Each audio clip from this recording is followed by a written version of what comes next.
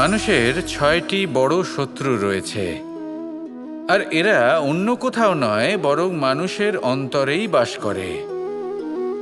এই ৬টি শত্রু হল কাম, ক্রোধ, মোহ, লোভ, ঈর্ষা আর অহংকার। কিন্তু এরা কি চিরকাল আপনার শত্রু হিসেবেই থেকে যায়? এদেরকে নিজের বন্ধু করে তোলা কি সম্ভব নয়? ভেবে দেখুন না। এবার যদি কথা বলি কাম নিয়ে, অর্থাৎ কামনা করা, তাহলে মানুষ যদি জীবনে কামনা করতে থাকে তাহলে সন্তোষের অনুভূতি লাভ করতে পারে না। কিন্তু এই কামনাই মানুষের বন্ধু হয়ে উঠতে পারে। কিভাবে?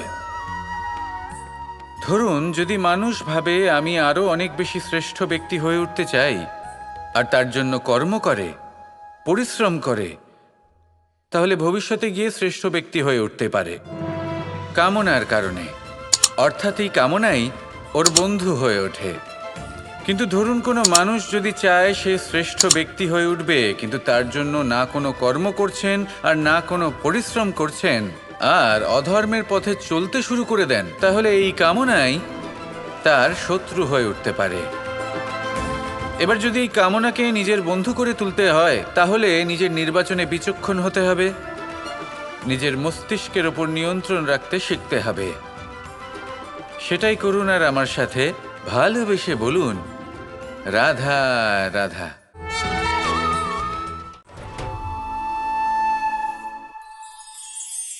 আজ আমরা মানুষের আরও একটি শত্রুর বিষয়ে কথা বলবো, যার নাম হলো লোভ।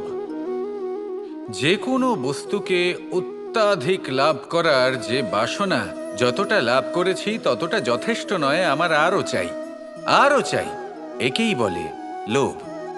এবার এই লোভ আপনার জীবনে শুভ না অশুভ, আপনার মিত্র নাকি আপনার শত্রু, সেটাও নির্ভর করছে আপনার ওপর।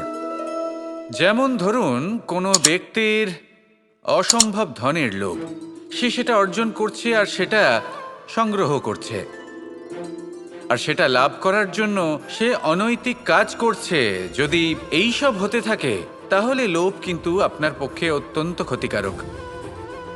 কিন্তু যদি সেই ব্যক্তি ধরুন ধন অর্জন করছেন, তার সাথে নীতিও পালন করছেন, আর সংগ্রহ করার পরে সেটা সংসারে ছড়িয়ে দিচ্ছেন, যদি এমনটা হয় তাহলে এই লোভ আপনার বন্ধু হয়ে উঠতে পারে।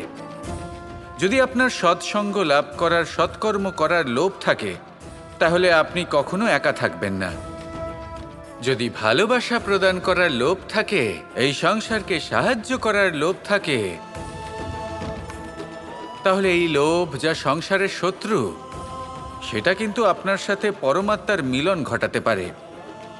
এবার এই লোভকে নিজের মিত্র করে তুলবেন নাকি শত্রু করে তুলবেন, সেই সিদ্ধান্ত আপনারই।